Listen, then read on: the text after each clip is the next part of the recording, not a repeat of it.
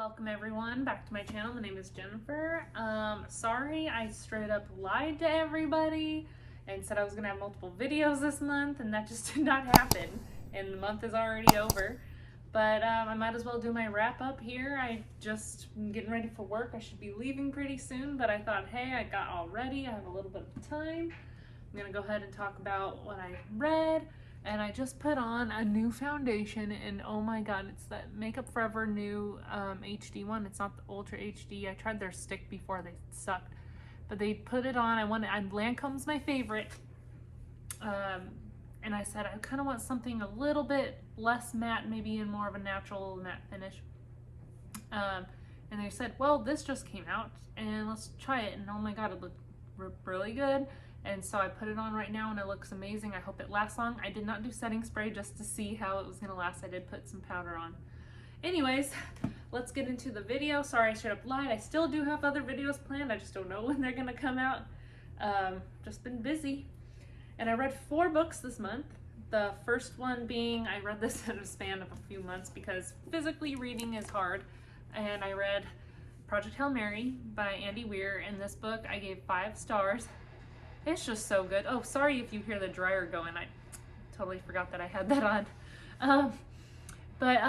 This guy, I just loved this whole story. I thought it was going to be a 4-star read until these last 50 pages just tug at your heartstrings. It's amazing. It made it a 5 stars. It's about this man who ends up in space, and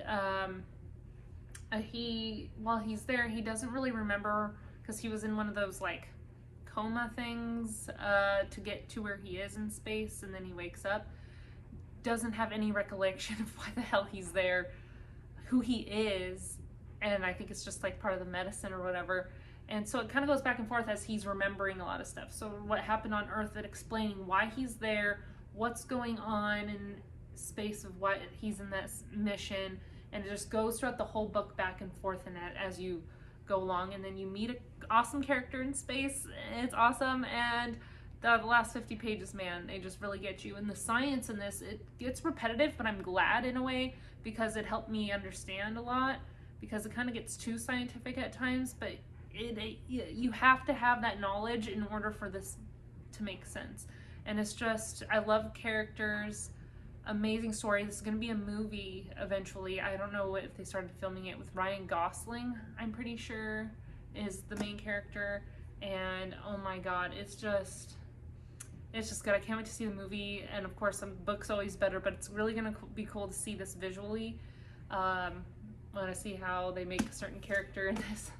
But yeah, I highly recommend this book, and then I guess you'll have a movie if you don't feel like reading it. And then I read, the rest were all audiobooks. I listened to this, oh, that's my my Samsung dryer sings a song when everything's done. That's done.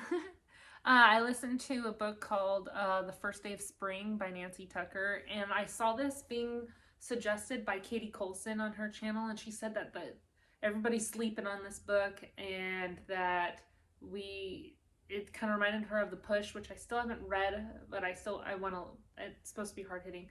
I really want to read that one. She's just said that, like, nobody's reading it, and she loved it. She gave it a 5 out of 5. And what did I give it? I gave it 5 stars too, I think. Yeah. And it's just a really, like, hard story to stomach in a way. Like, the first sentence is this girl, she's 8 years old. She says, I killed a boy today.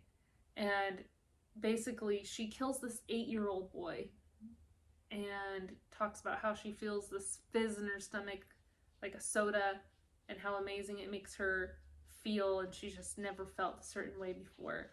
And it's already like, what the hell's wrong with this kid, right? She's 8-year-old. Oh, she kills a 2-year-old. I'm sorry. She's 8. She kills a 2-year-old. And it just goes off from there, and it kind of explains a lot. It goes through her life. It explains why she's the way she is. It's a fucked up, like, childhood, and you kind of feel bad for her, but at the same time you're like, this is bad. But it goes into when she's an adult as well, and she has her own child, and now she's trying to figure out ways, and she's she's a good mom. She's trying to figure it out like everybody else, but and she basically states that she's not that little girl anymore. But the story goes on, and it just goes back and forth to from when she was a child to as an adult, and it's just a really crazy, sick story. But it's like also really powerful, like psychologically, just because of you know the things she went through as a kid and how misunderstanding things. When you tell a kid something, they can really misunderstand things. That's why it's better to just be honest with them for the most part when it comes to things. I feel like you shouldn't like dilly-dally around what things mean, because they might not think you're joking and stuff. So it's just like a really crazy story, but I do suggest it if you want to get into something like that.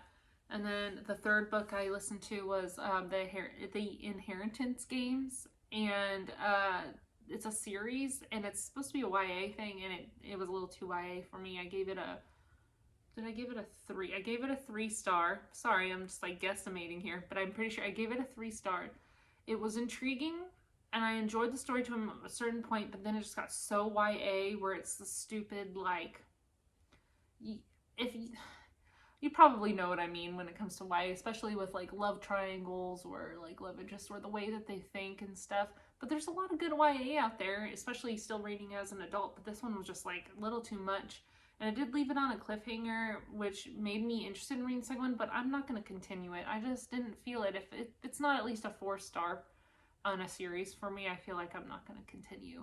And and I don't want to feel bad about it. I feel like when I have started a book, I have to like finish it too, which I'm still doing. I don't think I've ever DNF'd a book. But with series though, if I'm not liking it, I'm not going to continue it. But it basically is this girl gets her and her sister by herself. They have the same father, different mothers, and their father's still alive, and I think their moms are gone.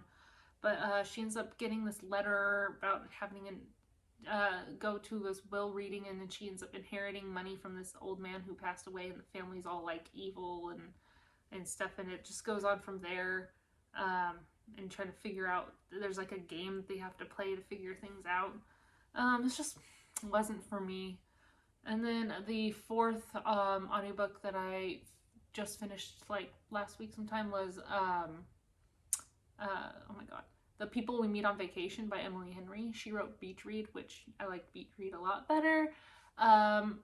But People We Meet on Vacation was still good. I think I gave it a 3.5 or a 4. It was still like good. I really enjoyed the main character's sense of humor, and I like the way that they played around. But for me, it wasn't that much sexual chemistry like other recent books I've been reading. Especially Beach Read had a lot of sexual chemistry and stuff. I just feel like it wasn't like what I needed for their relationship. And but otherwise it's like a friends to lovers, like second chance in a way romance. And but overall it was still cute. Like it just this couple that this girl and guy who have been best friends for years, and they take vacations together. She's a travel journalist, and he goes on vacation with her every summer to different places. And it just says that on one of the years, 2 years prior to, and they go through all the vacations they've been together, like the last 10 years, whatever. But I guess 2 years prior, they haven't talked to each other for 2 years. Something happened, and they kind of explain a lot of stuff. But it was cute. It just wasn't like what I wanted. And then right now I'm listening to Mistborn on audio from the library on Libby, and it's 24 hours long, and I'm listening it right now on like 1.65 speed, and I'm like 5 hours into it, and it's only like 22% through, and I only have 8 days left on my borrow. So I'm gonna have to probably return it and then wait to borrow it again. So I'm gonna have to like write notes down so I can like look back at my notes and remember all the characters and what's happened, so I can continue on with it. Because there's no way, this book is so long. I think it's like 500 to 600 pages long, and so that's why the audiobook is so long. And then, but it's good so far. It has to keep repeating when you world build, because you have to understand stuff. So some stuff, and then you trying to remember all the characters. There's so many, but it's so far it's like supposed to be like a heist thing because it's right now it's like the evil the dark lord is like out of is in charge basically won. It's like as if the dark lord won and rather than the good people like chosen one and all that stuff. And so now it's like this heist of like this group trying to take back control of the empire, and it's called the Final Empire. The first Mistborn series called the Final Empire. So we'll see how this goes. And then I'm physically reading the second Finlay Donovan book called Finlay Donovan Knocks Him Dead. I'm reading that physically. That's in my purse downstairs.